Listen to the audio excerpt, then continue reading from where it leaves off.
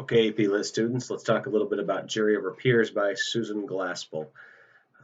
Glaspell is a writer from the early 20th century, American writer, commonly writing about the life of a woman during this time period to try to provide that perspective. And, the common thinking is all a woman wants is to be married.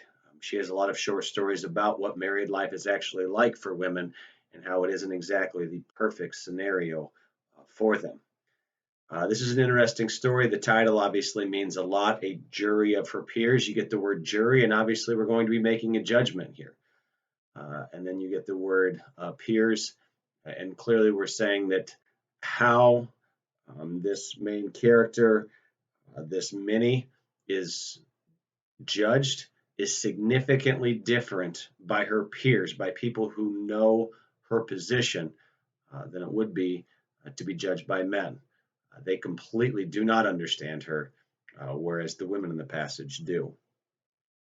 In this short story, I think if you wanted to pick one element that dominates, it is setting. Setting drives the plot in this, and setting drives the character.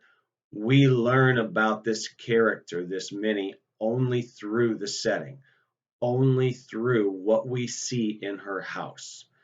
And so everything within the setting is what's establishing the rest of the story.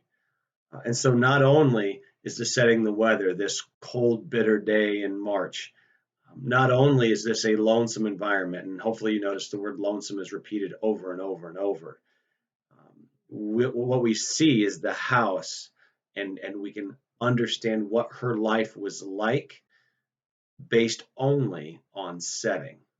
And so the drive of this story is that's a choice made by Glaspell, and it's an effective one because we slowly arrive at a judgment, slowly arrive at coming to an end to this mystery, picking up clues, much like a detective story would in this.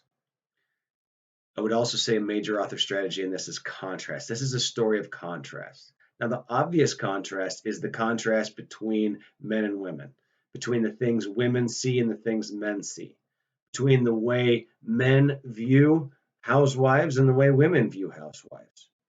That is an obvious contrast. You get it over and over again. That's an important contrast. But just as important is the contrast between the two women in the story and Minnie. Minnie had no one. These two women have each other and need each other in this short story in order to go and face what they're going to see at this house. They use each other as support throughout the short story. They have each other versus Minnie, who had no one. You've read a lot of literature about the need for companionship, primarily for women, primarily in the last 2 centuries of literature, women needing an understanding companionship from another woman. Color Purple was all about that.